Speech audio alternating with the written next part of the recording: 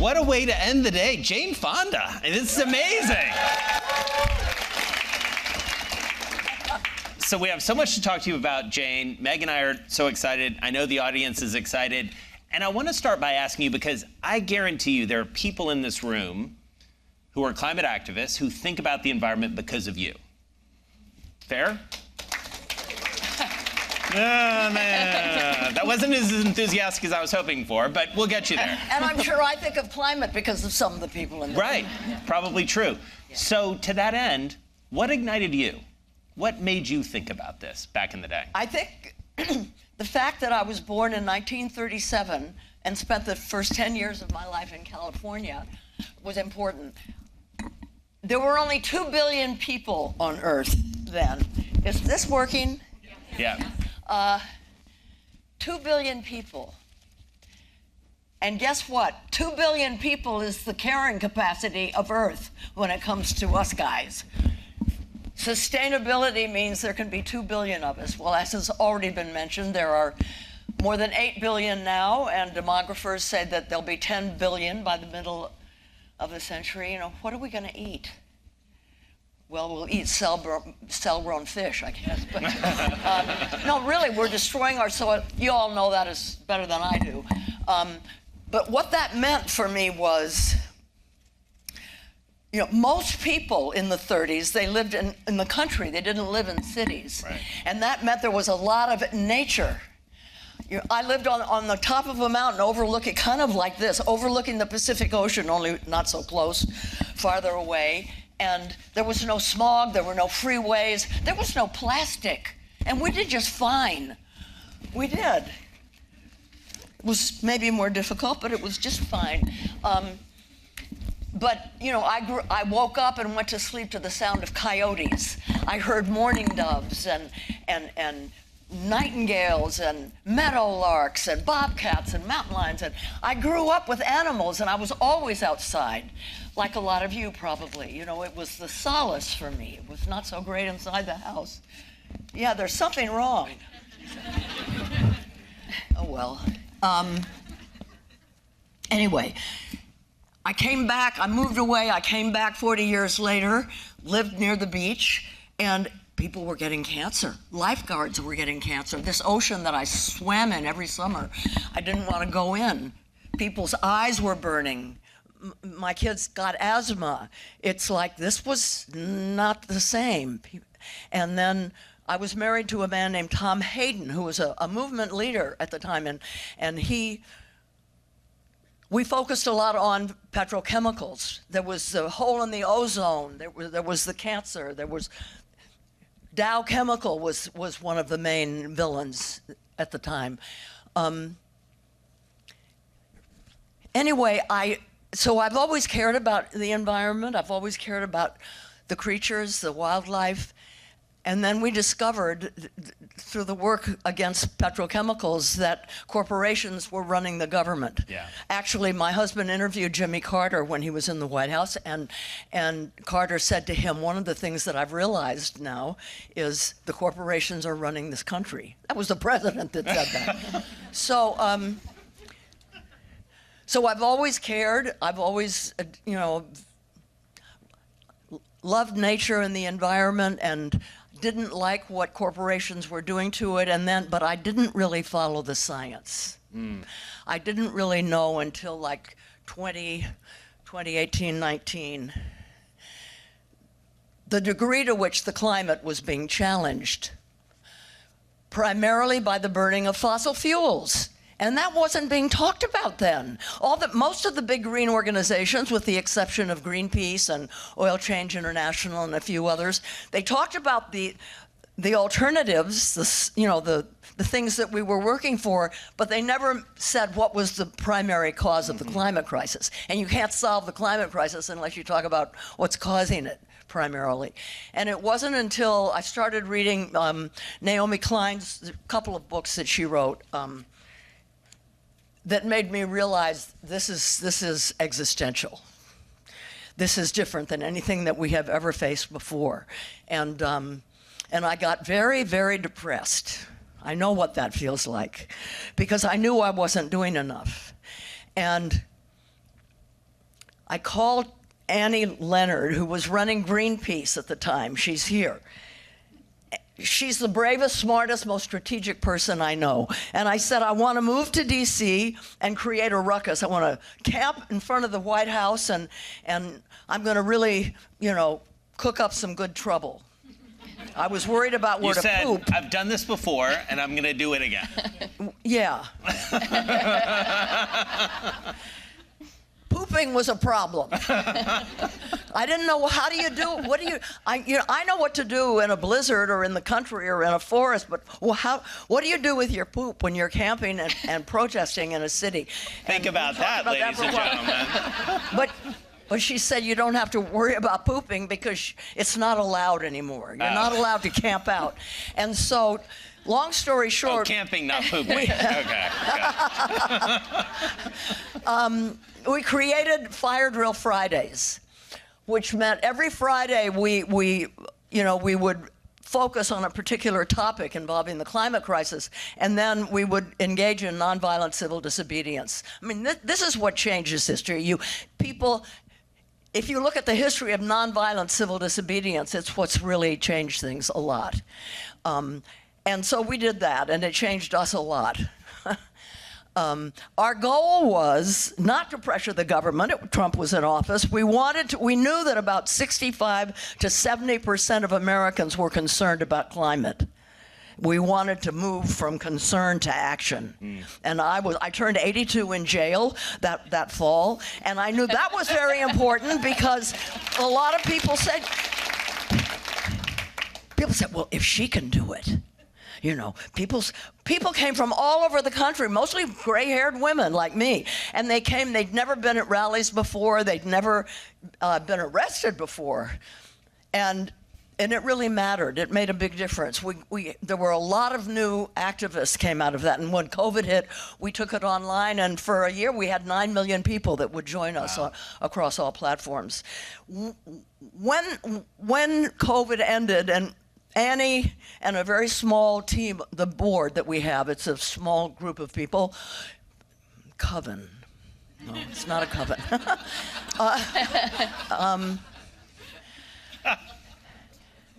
So we've all for decades marched and protested and lobbied and written books, and we have not gotten the legislation that we needed that was commensurate with what science was saying that we needed.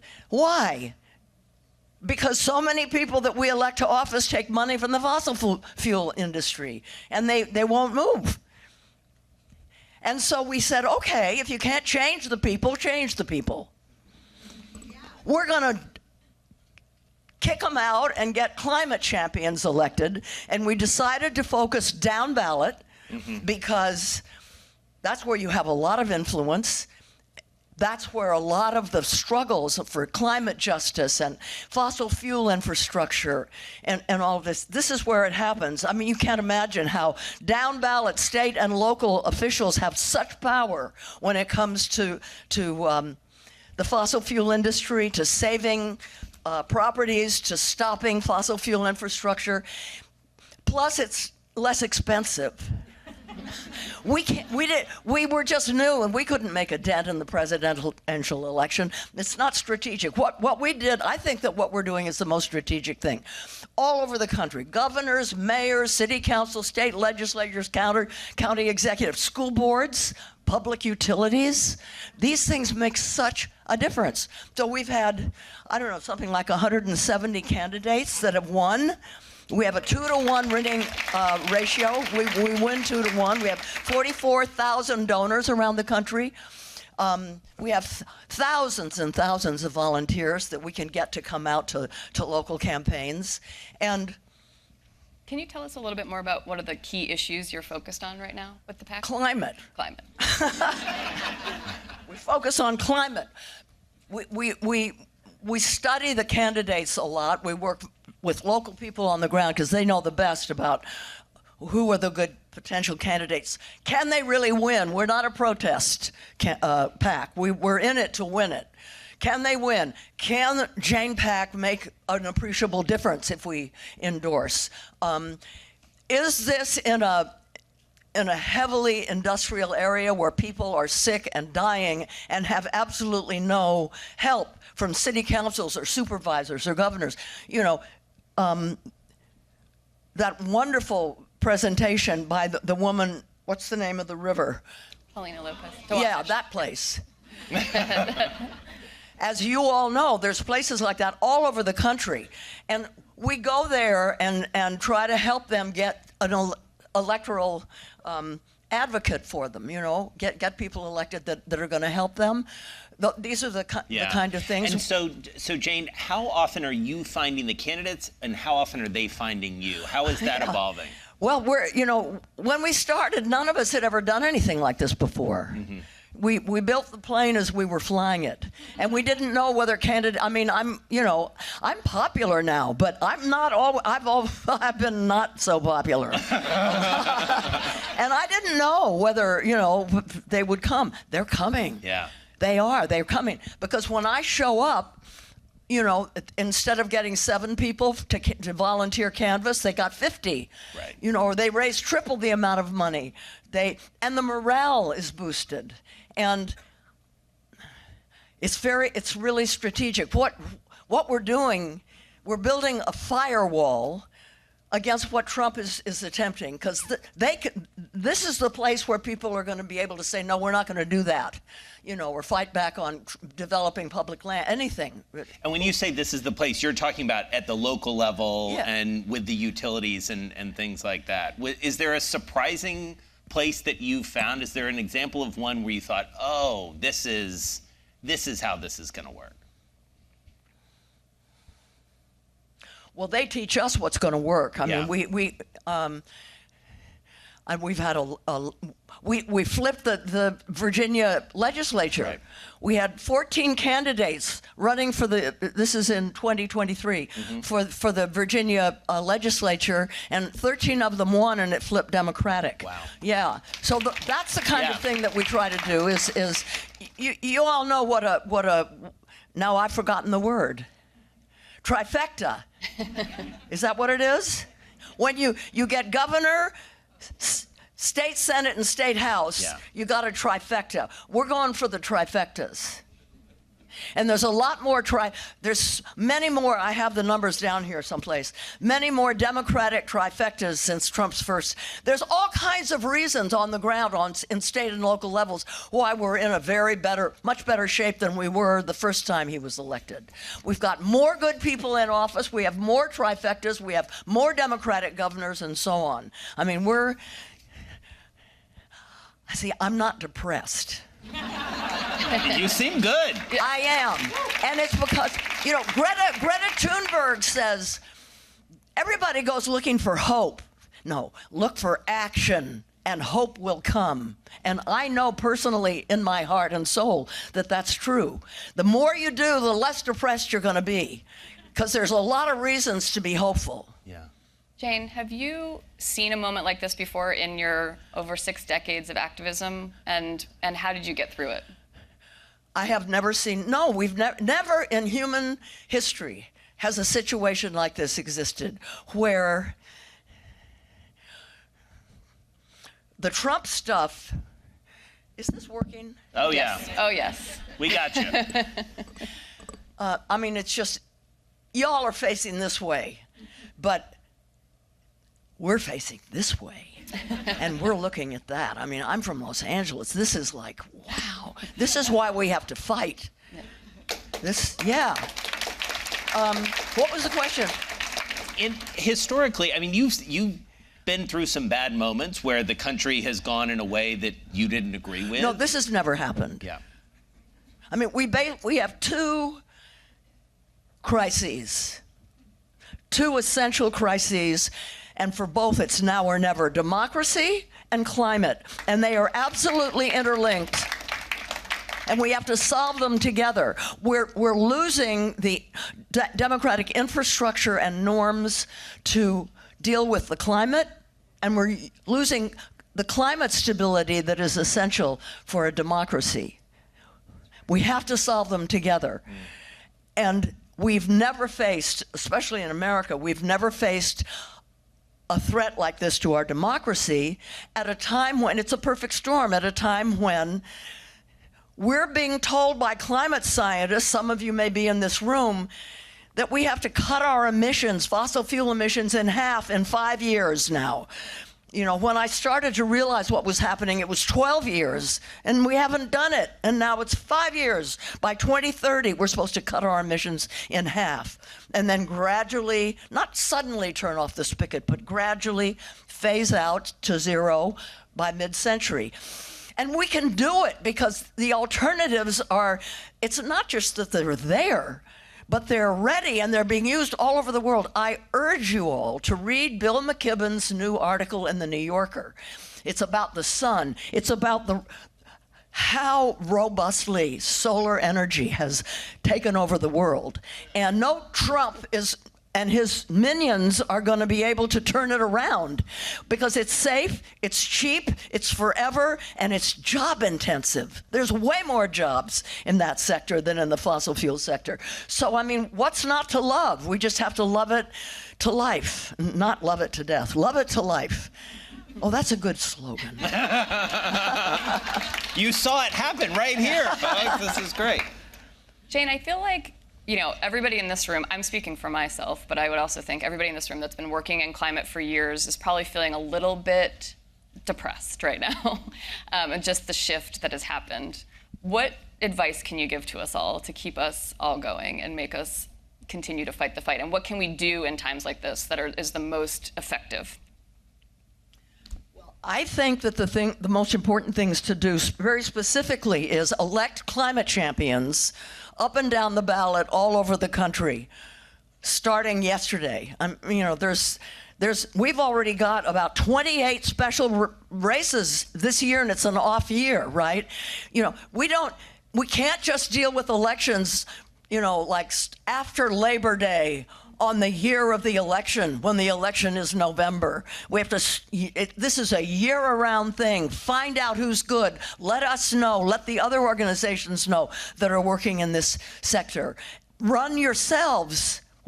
I mean, God, imagine if all of you were elected to office. Woo! It'd be a tsunami coming at the fucking fossil fuel people. By the way, this is totally a non sequitur, I mean, whatever, but Toyota.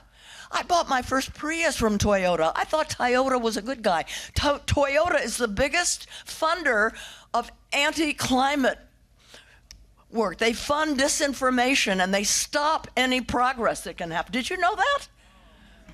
Most people don't know that, so I'm telling you. So, Jane, you know, it was interesting we were listening to the session when we were backstage with the Paradise folks about climate storytelling. You're a storyteller. You have been a storyteller for a long time. You're obviously an Academy Award-winning actor, filmmaker. How does being a creator, as the kids say, how does that influence your activism, and how does your activism influence the choices you make in terms of roles that you take or projects you decide to pursue? Well, I've always wanted to support and fight for working women, so I made 9 to 5. I don't like solar energy. I mean, nuclear energy. I don't care what they tell you about these new small modular reactors. I've done some research. It's not the solution to the climate crisis, okay? Okay. No, it's not. Time is of the essence, and these things, the fastest take 10 years. Most of them take 20 years. And guess who ends up paying for it? Us. Speaking of, you asked me what to do. Okay, vote for climate champions. And the other thing is make people aware that in that horrible bill that just passed is, I think, around $20 billion of our tax money goes to the fossil fuel industry in the form of subsidies and tax rebates and things like that. Most people don't know what's in the bill. And when they know that their Medicaid is being taken away and their food stamps are being taken away and the prices are going up because of the fossil fuel industry, And at the same time that that's all being taken away from them, we're giving $20 billion to the people that are killing us. People have to know this. If we can, we have to raise the heat under them by letting people know what it is that he's done. And he's getting away with it. The other thing, speaking of we have to keep him from getting away with it. We have to protest all the time, constantly, all kinds of protests, including civil disobedience. You know, I don't know about you, but every time I see a documentary about the civil rights movement, for example, or anti-apartheid, where people are really being, you know, their batons and the dogs and the hoses, and I ask myself, would I be brave enough? Could I have stood up to that? And I've realized I don't have to ask anymore. This is it. This is our documentary moment. And so I'm sure you have people, young people, whose lives, you know, you'll die and they'll go on, and what it's going to be like. So you want to do everything you can so they'll know that you tried, that you fought for them and for their future. This is our documentary moment. So we have to, and we have to talk about what's in the bill. We have to let people know. We have to make them mad. We have to call their attention to the fact that we're being made to pay for the things that are making us sick. I think that those are the things that we have to do. And if we do them, we won't be depressed. Well, that is at least that's question. my and I know a lot of other people too. Hope is a muscle, you know, it's like the heart. It's different than optimism. You know, and optimism says everything's going to be fine. And they don't do anything to make it so. Hope is the opposite. Hope is you're doing it and you're working hard and you're giving it your all, and you don't get depressed. What keeps you the most hopeful? My activist and my team. See, I've been through hell in terms of people hating me and being attacked by the government and everything. I know what it feels like. It's going to get worse than that, though. Nixon, you know, he's like kindergarten compared to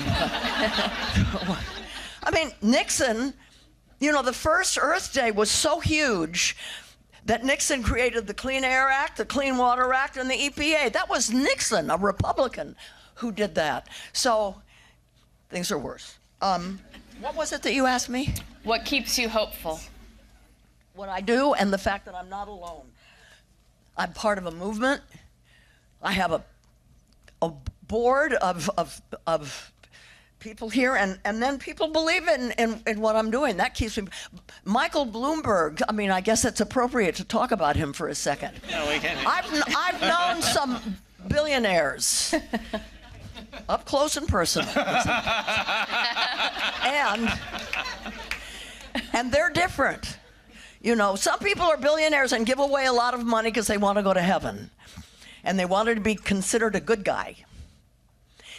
And then there's Michael Bloomberg, and it blows my mind. Here is this white male billionaire in New York who understands that in the climate space, what's strategic is listening to black women on the ground in Louisiana. It's unbelievable what his petrochemical philanthropies has done in the area which is the hot spot of the climate crisis, the Gulf of Mexico, along Texas and Louisiana, where our shrimp and clams and oysters and fish come from. Don't eat them if they come from there. I mean, I've seen it up close and personal. They're killing people. They're wiping out entire communities. Like every house has somebody in it that has cancer. And Michael Bloomberg is doing something about it. He is really, it just blows my mind. And another group that I think is represented here is Patagonia and Holdfast and their CEO, and they've been very generous to the PAC too. So that gives me hope. And being with, you know, with a great board, my PAC has a small board of experts, and then just listening to the people that have talked here. There's so many people that are involved in this, and I just don't think that we're going to let it. I don't think we're going to let it go. I have no doubt you are not letting it go. I think Well, that doesn't matter. Well, I think it matters a great deal, and I know that I speak on behalf of the audience. We can pick those up on the way out. We really appreciate your time, Jane. Thank you so much for coming up. But everybody, rise up, protest, make yourself heard, make people understand what's in that bill. You know, let's just not sit around talking about it. Let's really do it. Okay? I don't know how many, raise your hand if you come from this area. Okay. I wish I could take all of your names, because we're coming back. We have to do something really brave here. This is worth saving. And I learned from my friend Jay Inslee, you've already lost that tremendously important kelp forest that was here. That's gone. I mean, there's so many things going. So if I come back and we put out the word, I hope all of those people who raise their hands will join us in doing something fun trouble, good trouble. Okay? Thank you so much. I appreciate it. Thank you, everyone. Thanks, Shane Fonda.